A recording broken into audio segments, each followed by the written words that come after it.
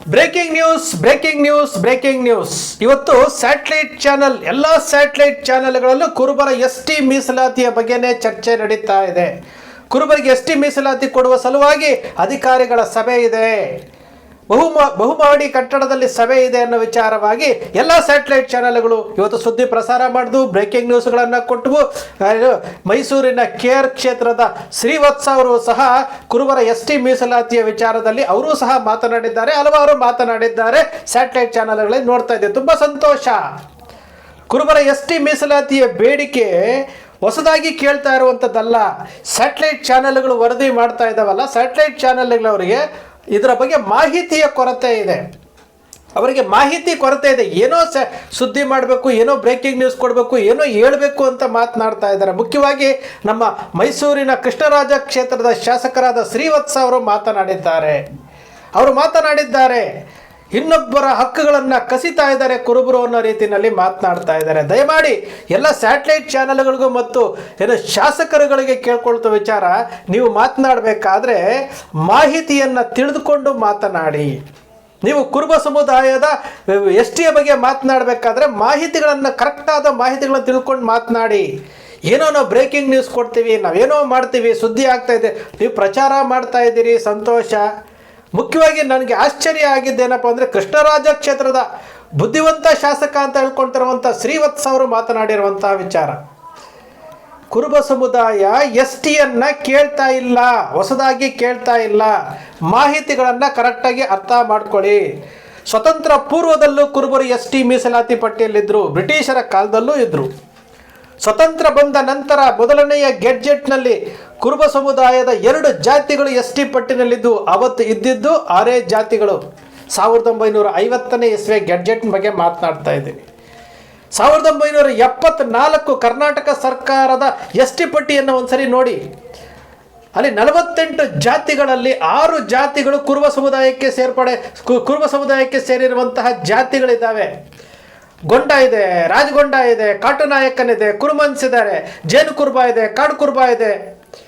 ಜೊತೆಗೆ ನಮ್ಮ ಕರ್ನಾಟಕದ ಕೊಡಗಿನಲ್ಲಿ ಕುರುಬ ಅಂತೇಳಿ ಕ್ರಮ ಸಂಖ್ಯೆ 28ರಲ್ಲಿ ಕುರುಬ ಅಂತಲೇ ಇದೆ. ಬ್ರಾಕೆಟ್ನಲ್ಲಿ ಕೊಡಗು ಜಿಲ್ಲೆಗೆ ಮಾತ್ರ ಸೀಮಿತ ಅಂತಿದೆ. ನಾವು ಹೊಸದಾಗಿ ಕೇಳ್ತಾ ಇಲ್ಲ, ವಿಸ್ತಾರ ಹಾಕ್ಕೊಳ್ಳೋಕ್ಕಾಗಲಿಲ್ಲ ನಮ್ಮ ಕೈನಲ್ಲಿ, ನಮ್ಮದೇ ತಪ್ಪು. ನಾವು ಕರ್ನಾಟಕಾದ್ಯಂತ ವಿಸ್ತಾರ ಮಾಡ್ಕೊಳ್ಳೋಕ್ಕಾಗದೆ ಇವತ್ತು ನಾವು ಮೀಸಲಾತಿಯಿಂದ ವಂಚಿತರಾಗಿದ್ದೇವೆ. ಮೂಲತಃ ಬುಡಕಟ್ಟು ಲಕ್ಷಣಗಳನ್ನು ಹೊಂದಿರುವಂತಹ ಕುರುಬ ಸಮುದಾಯ ಇವತ್ತಿಗೂ ಸಹ ಆ ಸಂಸ್ಕೃತಿಯನ್ನು ನಾವು ಬಿಟ್ಟಿಲ್ಲ. 1986ನೇ ಇಸ್ವಿನಲ್ಲಿ ಶ್ರೀವತ್ಸ ಅವರೇ, ಸ್ಯಾಟಲೈಟ್ ಚಾನೆಲ್ಗಳವರೇ ಕೇಳಿಸ್ಕೊಳ್ಳಿ, 1986ನೇ ಇಸ್ವಿನಲ್ಲಿ ಕರ್ನಾಟಕದ ಸಮಸ್ತ ಕುರುಬರು ಎಸ್ಟಿ ಪಟ್ಟಿನಲ್ಲಿದ್ದರು, ಎಸ್ಟಿ ಸೌಲಭ್ಯ ತಗೊಳ್ತಾ ಇದ್ರು, ಸರ್ಟಿಫಿಕೇಟ್ ತಗೊಳ್ತಾ ಇದ್ರು.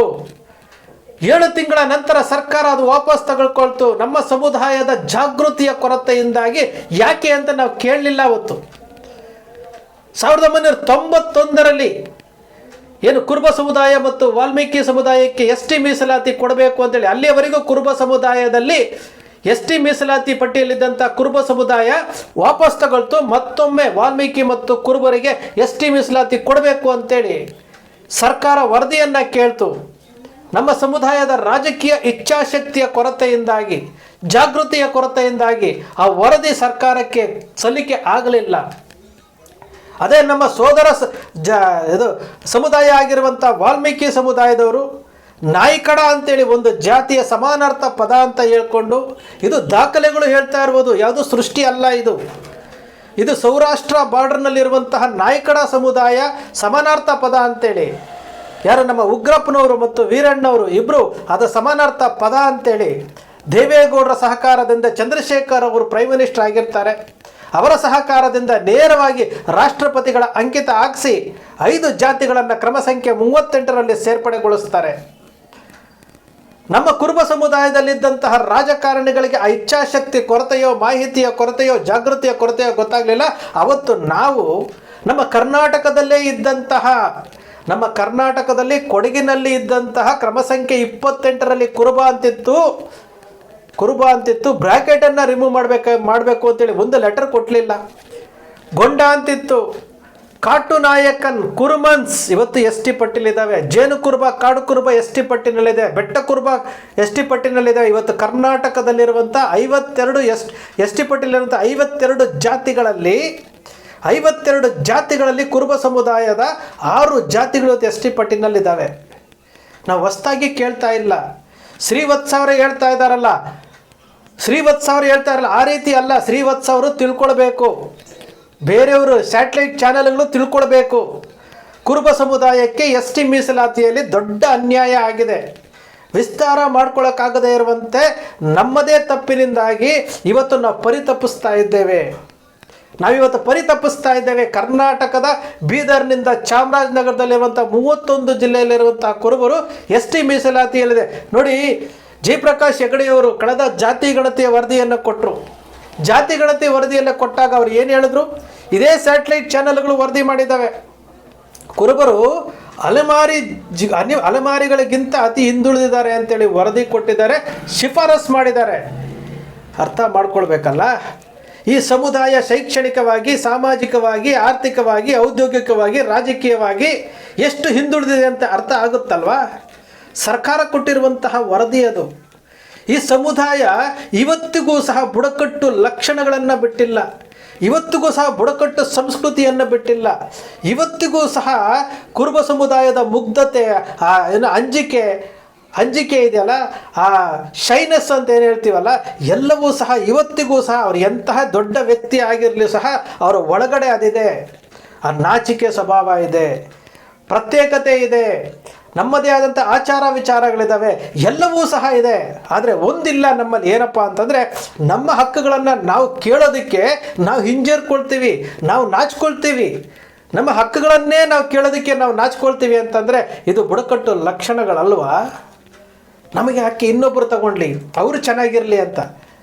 ಬಾಬಾ ಸಾಹೇಬ್ ಅಂಬೇಡ್ಕರ್ ಕೊಟ್ಟಿರುವಂಥ ಸಂವಿಧಾನಬದ್ಧವಾಗಿ ನಾವು ಹಕ್ಕುಗಳನ್ನು ಕೇಳ್ತಾ ಇದ್ದೇವೆ. ಮೂಲ ಬುಡಕಟ್ಟಲ್ಲಿರುವಂತಹ ಕುರುಬ ಸಮುದಾಯ ಇವತ್ತು ಅವಕಾಶದಿಂದ ವಂಚಿತಗೊಂಡು ಇವತ್ತು ನಾವು ಕೇಳ್ತಾ ಇದ್ದೇವೆ. ಅದನ್ನೂ ಸಹ ಯಾತಕ್ಕೆ ಕೇಳ್ತಾ ಇದ್ದೀರಿ ಅಂತೇಳಿ ಶ್ರೀವತ್ಸ ಅವರಂತಹ ಮಹಾನ್ ಮೇಧಾವಿಗಳು ಮಾತನಾಡ್ತಾರೆ. ಸ್ಯಾಟಲೈಟ್ ಚಾನೆಲ್ಗಳು ಮಾಹಿತಿಯೇ ಇಲ್ಲದಂತೆ ಮಾತನಾಡ್ತಾ ಇದ್ದಾರೆ. ಇದು ಪ್ರಕ್ರಿಯೆಗಳು ಪ್ರಾರಂಭ ಆಗಿರುವಂಥದ್ದು. ನವೆಂಬರ್ 15ನೇ ತಾರೀಕು 2015ರಲ್ಲಿ ಬಾಗಲಕೋಟೆಯಲ್ಲಿ ಹಾಲುಮತ ಮಹಾಸಭಾ ಮತ್ತು ಸಮುದಾಯದ ಸಂಘಟನೆಗಳ ಸಹಕಾರದೊಂದಿಗೆ ಅವತ್ತು ನಮ್ಮ ಹಕ್ಕು ಮೀಸಲಾತಿ ನಮ್ಮ ಹಕ್ಕು ಅಂತ ಪ್ರಾರಂಭ ಆಗಿದ್ದು. 25 ವರ್ಷಗಳ ನಂತರ 1991ರಲ್ಲಿ ನಾವು ಯಾಕೆ ಮಿಸ್ ಮಾಡ್ಕೊಂಡ್ವಿ, ನಾವು ಯಾಕೆ ಎಸ್ ಟಿ ಮೀಸಲಾತಿಯಲ್ಲಿ ನಾವು ಹಿನ್ನಡೆ ಅನುಭವಿಸಿದ್ವಿ, ಯಾವ ದಾಖಲೆಗಳನ್ನು ನಾವು ಕೊಡಲಿಲ್ಲ ಅಂತೇಳಿ 25 ವರ್ಷಗಳ ನಂತರ ಹಾಲುಮತ ಮಹಾಸಭಾದ ರುದ್ರಣ್ಣ ಗುಳುಗುಳಿಯವರು ಮತ್ತು ಜಗದ್ಗುರು ನಿರಂಜನಾನಂದಪುರಿ ಸ್ವಾಮೀಜಿಗಳು ಮತ್ತು ಎಲ್ಲ ಕೂತ್ಕೊಂಡು ಚರ್ಚೆ ಮಾಡಿ ಅವತ್ತು ನಾವು ದಾಖಲೆ ಕೊಡಲಿಲ್ಲ, ಇವತ್ತಾದರೂ ದಾಖಲೆ ಕೊಡೋಣ ಅಂತೇಳಿ ಜಾಗೃತಿ ಕಾರ್ಯಕ್ರಮಗಳನ್ನು ಮಾಡ್ತಾ ಬಂದರು. ಬಾಗಲಕೋಟೆಯ ಅಂಬೇಡ್ಕರ್ ಸಮುದಾಯ ಭವನದಲ್ಲಿ ಎಸ್ ಟಿ ಮೀಸಲಾತಿ ನಮ್ಮ ಹಕ್ಕು ಅಂತೇಳಿ ಸಂವಾದದ ಮೂಲಕ ಪ್ರಾರಂಭ ಆಯಿತು. ನವೆಂಬರ್ 6ನೇ ತಾರೀಕು ಬೆಳಗಾವಿನಲ್ಲಿ CPN ಮೈದಾನದಲ್ಲಿ ಸ್ವಾಭಿಮಾನಿ ಕುರುಬರ ಸಮಾವೇಶ, ಐತಿಹಾಸಿಕ ಸಮಾವೇಶ ಆಯಿತು. ಸರ್ಕಾರಗಳಿಗೆ ಮನವಿ ಕೊಟ್ವಿ. ಗೃಹ ಕಚೇರಿ ಕೃಷ್ಣದಲ್ಲಿ ಸಭೆ ಆಯಿತು, ಅಧಿಕೃತ ಸಭೆ ಆಯಿತು. ಎಲ್ಲಿ ಅನ್ಯಾಯ ಆಗಿದೆ ದಾಖಲೆಗಳನ್ನು ಕೊಟ್ವಿ, RTI ಮೂಲಕ ದಾಖಲೆಗಳನ್ನು ತೆಗೆದುಕೊಂಡ್ವಿ, ಎಲ್ಲ ದಾಖಲೆಗಳನ್ನು ಕೊಟ್ವಿ. ಸಮ್ಮಿಶ್ರ ಸರ್ಕಾರದಲ್ಲಿ ಕುಲಶಾಸ್ತ್ರ ಅಧ್ಯಯನಕ್ಕೆ ಆದೇಶ ಆಯಿತು. ಕುಲಶಾಸ್ತ್ರ ಅಧ್ಯಯನ ಆಯಿತು, ಕೋವಿಡ್ ಬಂತು, ಲೇಟ್ ಆಯಿತು.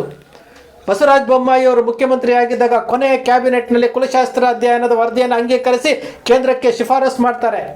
ಜುಲೈ 20ನೇ ತಾರೀಕು ಸಿದ್ದರಾಮಯ್ಯನವರ ಸರ್ಕಾರ ಬಂದಾಗ ಜುಲೈ 20ನೇ ತಾರೀಕು ರಾಜ್ಯ ಸರ್ಕಾರದಿಂದ ಕೇಂದ್ರ ಸರ್ಕಾರಕ್ಕೆ ಹೋಗುತ್ತೆ. ಎಸ್ ಟಿ ಮೀಸಲಾತಿಯ ಕುಲಶಾಸ್ತ್ರ ಅಧ್ಯಯನ ಆಗಿ ಶಿಫಾರಸಾಗುತ್ತೆ. ಕೇಂದ್ರ ಸರ್ಕಾರದಲ್ಲಿ ಪ್ರಹ್ಲಾದ್ ಜೋಶಿಯವರು, ಅಲ್ಲಿ ನಮ್ಮ MP ಗಳು ಭಾಳಷ್ಟು ಜನ ಸಹಕಾರ ಕೊಟ್ಟು, ನಾವು ನಿಯೋಗ ಹೋದಾಗ ನಮಗೆಲ್ಲ ಸಹಕಾರ ಕೊಟ್ಟು, ಕೋಲಾರದ MP ಆಗಿದ್ದಂಥ ಮುನಿಸ್ವಾಮಿಯವರಾಗಿರಲಿ, ರಾಘವೇಂದ್ರ ಅವರಾಗಿರಲಿ, ಎಲ್ಲ MP ಗಳು ಸಹ ನಮಗೆ ಸಹಕಾರ ಕೊಟ್ಟು ನಿಮಗೆ ಏನು ಬೇಕು ಏನು ಅಂತೇಳಿ ಅಧಿಕಾರಿಗಳ ಜೊತೆ ಮಾತನಾಡಿಸಿ, ಸಚಿವರ ಜೊತೆ ಮಾತನಾಡಿಸಿ 3-4 ಸಭೆಗಳನ್ನು ಮಾಡಿಸಿ ನಮಗೆ ಏನು ಅನ್ಯಾಯ ಆಗಿದೆ ಅದು ಸರಿ ಹೋಗಬೇಕು ಅಂತೇಳಿ ನಮಗೆ ಸಹಕಾರ ಕೊಟ್ಟಿರುವಂಥ ಎಲ್ಲರಿಗೂ ಸಹ ನಾವು ಕೈ ಮುಗಿದು ಅವರಿಗೆ ಧನ್ಯವಾದವನ್ನು ಹೇಳ್ತೇವೆ. ಅದಾದ ನಂತರ ರಾಜ್ಯ ಸರ್ಕಾರಕ್ಕೆ ಕ್ಲಾರಿಫಿಕೇಷನ್ಗೆ ಬಂದಿದೆ. ಅಧಿಕಾರಿಗಳ ಇದಕ್ಕೆ ಅಭಿಪ್ರಾಯಗಳನ್ನು ಸಂಗ್ರಹಣೆ ಮಾಡ್ಕೊಳಕ್ಕೆ ಬಂದಿದೆ. ಇವತ್ತೊಂದು ದಿವಸ ಎಲ್ಲಿ ಬಹುಮಹಡಿ ಕಟ್ಟಡದಲ್ಲಿ ಆ ಸಭೆ ನಡೀತಾ ಇದೆ.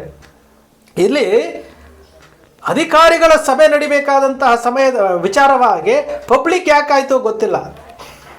ಪಬ್ಲಿಕ್ ಯಾಕಾಯಿತು, ಮೀಡಿಯಾಗಳಿಗೆ ಯಾಕೆ ಹೋಯ್ತು, ಯಾಕೆ ಪಬ್ಲಿಕ್ ಸಾಮಾಜಿಕ ಜಾಲತಾಣದಲ್ಲಿ ಬಂದಿತ್ತು ಗೊತ್ತಿಲ್ಲ. ಎಲ್ಲ ವಿಚಾರಗಳನ್ನು ನಾವು ಗಮನಿಸ್ತಾನೇ ಇದ್ದೇವೆ. ಪ್ರತಿಯೊಂದು ವಿಚಾರಗಳು ಈ ಸಮುದಾಯ ಯಾರದ್ದೇ ಹಕ್ಕುಗಳನ್ನು ಕಸಿತಾ ಇಲ್ಲ. ಸಮುದಾಯಕ್ಕೆ ಆಗಿರುವಂತಹ ಹಕ್ಕುಗಳನ್ನು ಪಡೆಯೋದಕ್ಕೆ ಬಾಬಾ ಸಾಹೇಬ್ ಅಂಬೇಡ್ಕರ್ ಕೊಟ್ಟಿರುವಂಥ ಸಂವಿಧಾನದ ಮೂಲಕ ನಮ್ಮ ಹಕ್ಕುಗಳಿಗೆ, ನಮ್ಮಲ್ಲಿ ಆಗಿರುವಂಥ ಅನ್ಯಾಯಗಳನ್ನು ನಾವು ಪಡ್ಕೊಳ್ಳೋದಕ್ಕೋಸ್ಕರವಾಗಿ ನಾವು ಮಾತನಾಡ್ತಾ ಇದ್ದೇವೆ. ಇವತ್ತು ಏನು ಕುರುಬ ಸಮುದಾಯದ ST ಮೀಸಲಾತಿಯ ಹೋರಾಟ 2015ರಿಂದ ಪ್ರಾರಂಭವಾಗಿ 2025ರವರೆಗೂ ನಿರಂತರವಾಗಿ ಹಾಲುಮತ ಮಹಾಸಭಾ ಮತ್ತು ಜಗದ್ಗುರುಗಳು ಇವರ ಮಾರ್ಗದರ್ಶನದಲ್ಲಿ ನಿರಂತರವಾಗಿ ನಡೀತಾ ಇದೆ. ಇದರ ಜವಾಬ್ದಾರಿಯನ್ನು ಜಗದ್ಗುರು ನಿರಂಜನಾನಂದಪುರಿ ಸ್ವಾಮೀಜಿಯವರಿಗೂ ಹಾಲುಮತ ಮಹಾಸಭಾದ ರುದ್ರಣ್ಣ ಗುಳ್ಗುಳಿಯವರಿಗೂ ಈ ಜವಾಬ್ದಾರಿಯನ್ನು ವಹಿಸಲಾಗಿದೆ. ಇದರ ಪ್ರಕ್ರಿಯೆಗಳನ್ನು ಫಾಲೋ ಅಪ್ ಮಾಡುವಂಥ ಜವಾಬ್ದಾರಿ ಅವರಿಗಿದೆ. ಇಡೀ ಸಮುದಾಯ ಇವತ್ತು ST ಮೀಸಲಾತಿಯನ್ನು ಕಳ್ಕೊಂಡು ಇವತ್ತು ಪರಿತಪಿಸ್ತಾ ಇದೆ. ನಾವು ಯಾರ ಹಕ್ಕುಗಳನ್ನು ಕಸಿತಿಲ್ಲ, ನಾವು ಯಾರ ಮೇಲೂ ಬ್ಲೇಮ್ ಮಾಡ್ತಾ ಇಲ್ಲ. ಈ ಸಮುದಾಯ ಇವತ್ತು ಯಾವ ಪರಿಸ್ಥಿತಿನಲ್ಲಿದ್ದಾರೆ, ಸಾಮಾಜಿಕವಾಗೂ ಸಹ ದೌರ್ಜನ್ಯಗಳಿಗೆ ಒಳಪಡ್ತಾ ಇದ್ದಾರೆ. ಅಟ್ರಾಸಿಟಿ ದೌರ್ಜನ್ಯಗಳಾಗ್ತಾ ಇದೆ. ಶೈಕ್ಷಣಿಕವಾಗಿ ಎಷ್ಟು ಹಿಂದುಳಿದಿದ್ದಾರೆ ಅನ್ನೋದಕ್ಕೆ ಜಯಪ್ರಕಾಶ್ ಹೆಗಡೆ ಅವರ ವರದಿ ಒಂದ್ಸರಿ ನೀವು ನೋಡಬೇಕು. ಆರ್ಥಿಕವಾಗಿ, ಔದ್ಯೋಗಿಕವಾಗಿ, ರಾಜಕೀಯವಾಗಿ ಯಾವುದೇ ಕ್ಷೇತ್ರದಲ್ಲಿ ಸಮುದಾಯ ಮುಂದುವರೆದಿಲ್ಲ. ಈ ಸಮುದಾಯಕ್ಕೆ ಮೀಸಲಾತಿಯಲ್ಲಿ ಆಗಿರುವಂತಹ ಅನ್ಯಾಯ ಸರಿಪಡಿಸಬೇಕು. ಎಲ್ಲ ಸರ್ಕಾರಗಳ ಮುಂದೆ ನಾವು ಬೇಡಿಕೆ ಇಡ್ತಾ ಇದ್ದೀವಿ. 2017ರಲ್ಲಿ ಸಿದ್ದರಾಮಯ್ಯನವರು ಮುಖ್ಯಮಂತ್ರಿ ಆಗಿದ್ದಾಗ ಗೃಹ ಕಚೇರಿ ಕೃಷ್ಣದಲ್ಲಿ ಒಂದು ಸಭೆ ಆಗುತ್ತೆ, ಬೆಳಗಾವಿ ಅಧಿವೇಶನದಲ್ಲಿ ಸಭೆ ಆಗುತ್ತೆ, ಅದಾದ ನಂತರ ಸಮ್ಮಿಶ್ರ ಸರ್ಕಾರದಲ್ಲಿ ಸಭೆ ಆಗುತ್ತೆ, ಅದಾದ ನಂತರ ಯಡಿಯೂರಪ್ಪನ ಮುಖ್ಯಮಂತ್ರಿ ಆದಾಗ ಸಭೆ ಆಗುತ್ತೆ, ಅದಾದ ನಂತರ ಬಸವರಾಜ ಬೊಮ್ಮಾಯಿಯವರಿದ್ದಾಗ ಸಭೆ ಆಗುತ್ತೆ, ಅಂತಿಮವಾಗಿ ಕೇಂದ್ರಕ್ಕೆ ಹೋಗುತ್ತೆ. ಕೇಂದ್ರ ಸರ್ಕಾರದಲ್ಲೂ ಸಹ ಪ್ರಹ್ಲಾದ್ ಜೋಶಿಯವರ ನೇತೃತ್ವದಲ್ಲಿ ಇಲಾಖೆಗಳ ಸಚಿವರೊಂದಿಗೆ ಸಭೆ ಆಗುತ್ತೆ. ಈಗ ಅಧಿಕಾರಿಗಳ ಸಭೆ ಆಗ್ತಾ ಇದೆ. ಅಧಿಕಾರಿಗಳ ಸಭೆ ಆಗ್ತಾ ಇರುವುದನ್ನೇ ದೊಡ್ಡದಾದಂತಹ ಸುದ್ದಿ ಮಾಡಿ ಇವತ್ತು ಕರ್ನಾಟಕದಲ್ಲಿ ಕುರುಬರಿಗೆ ST ಮೀಸಲಾತಿ ಸಿಗ್ತಾ ಇದೆ ಅಂತೇಳಿ ಬ್ರೇಕಿಂಗ್ ನ್ಯೂಸ್ಗಳನ್ನು ಕೊಡ್ತಾ ಇರುವಂತಹ ಚಾನಲ್ಗಳಿಗೆ ಮತ್ತು ಶಾಸಕರಿಗೆ, ಶ್ರೀವತ್ಸ ಅವರಿಗೆ ದಯಮಾಡಿ ಮಾಹಿತಿಗಳು ಬೇಕು ಅಂದರೆ ಕೇಳಿ, ಮಾಹಿತಿಗಳು ನಾವು ಕೊಡ್ತೇವೆ. ಮಾಹಿತಿಗಳನ್ನು ತಿಳಿದುಕೊಳ್ಳಿ. ಕುರುಬ ಸಮುದಾಯ ಯಾರ ಹಕ್ಕುಗಳನ್ನು ಕಸಿತಾ ಇಲ್ಲ ಸ್ವಾಮಿ, ಯಾರ ಹಕ್ಕುಗಳಿಗೂ ಕಸಿತಾ ಇಲ್ಲ. ಯಾರಿಗೂ ನಾವು ಅನ್ಯಾಯವನ್ನು ಕೇಡನ್ನು ಬಯಸೋದಿಲ್ಲ, ಅನ್ಯಾಯವನ್ನು ಮಾಡಲಿಕ್ಕೆ ಹೊರಟಿಲ್ಲ. ಈ ಸಮುದಾಯಕ್ಕೆ ಆಗಿರುವಂತಹ ಅನ್ಯಾಯವನ್ನು ಸರಿಪಡಿಸಿ ಅಂತೇಳಿ ಸರ್ಕಾರಗಳ ಮುಂದೆ ಇಡ್ತಾ ಇರುವಂಥದ್ದು. ಏನೋ ಮೈಕ್ ಸಿಕ್ತು ಮಾತನಾಡಬೇಕು, ಏನೋ ಬ್ರೇಕಿಂಗ್ ನ್ಯೂಸ್ ಕೊಡಬೇಕು, ಮಾತನಾಡಬೇಕು ಅಂತ ಮಾತನಾಡಲಿಕ್ಕೆ ಹೋಗಬೇಡಿ. ಈ ಸಮುದಾಯದ ಹಕ್ಕುಗಳನ್ನು, ಈ ಭಾರತದ ಸಂವಿಧಾನ ಕೊಟ್ಟಿರುವಂಥ ಹಕ್ಕುಗಳನ್ನಷ್ಟೇ ನಾವು ಕೇಳ್ತಾ ಇದ್ದೀವಿ. ನಮ್ಮ ಸಮುದಾಯ ಮುಗ್ಧ ಸಮುದಾಯ. ನಾವು ತಾಳ್ಮೆಯಿಂದ ಇದ್ದೇವೆ, ತಾಳ್ಮೆಯಿಂದ ನಾವು ಕಾಯ್ತಾ ಇದ್ದೇವೆ. ಇವತ್ತಲ್ಲ ನಾಳೆ 100ಕ್ಕೆ 100% ಕುರುಬರಿಗೆ ST ಮೀಸಲಾತಿ ಸಿಕ್ಕೇ ಸಿಗುತ್ತೆ. ಈ ನಂಬಿಕೆಯ ಮೇಲೆ, ಈ ಭರವಸೆಯ ಮೇಲೆ ನಾವು ಸಂವಿಧಾನಬದ್ಧವಾಗಿ, ಕಾನೂನುಬದ್ಧವಾಗಿ ನಮ್ಮ ಹಕ್ಕುಗಳನ್ನು ನಾವು ಕೇಳ್ತಾ ಇದ್ದೇವೆ. ಇದು ಕುರುಬರ ಕಥೆಯ ವ್ಯಥೆ ಅಂತ ನಾವೇನು ಹೇಳ್ತೀವಲ್ಲ, ಈ ಕುರುಬರ ಪರಿಸ್ಥಿತಿಯನ್ನು ಸರ್ಕಾರಗಳು ಅರ್ಥ ಮಾಡಿಕೊಳ್ಬೇಕು. ಈ ಸರ್ಕಾರಗಳು ಕುರುಬ ಸಮುದಾಯಕ್ಕೆ ST ಮೀಸಲಾತಿಯಲ್ಲಿ ಆಗಿರುವಂತಹ ಅನ್ಯಾಯವನ್ನು ಸರಿಪಡಿಸಬೇಕು. ಆದಷ್ಟು ಬೇಗ ನಮ್ಮ ಇಲಾಖೆಯ ಅಧಿಕಾರಿಗಳು ಇವತ್ತೇನು ಮೀಟಿಂಗ್ ಮಾಡ್ತಾ ಇದ್ದಾರೆ, ಆ ಮೀಟಿಂಗ್ನಲ್ಲಿ ಏನೇನು ಪ್ರಸ್ತಾಪ ಆಗುತ್ತೆ ಎಲ್ಲವನ್ನು ಮಾಡಿ ಮತ್ತೊಮ್ಮೆ ಆ ವರದಿಯನ್ನು ಕೇಂದ್ರ ಸರ್ಕಾರಕ್ಕೆ ಕಳಿಸ್ಕೊಡ್ಬೇಕು. ಕೇಂದ್ರ ಸರ್ಕಾರವು ಸಹ ಆದಷ್ಟು ಬೇಗ ಕುರುಬ ಸಮುದಾಯಕ್ಕೆ ST ಮೀಸಲಾತಿ ಕ್ರಮ ಸಂಖ್ಯೆ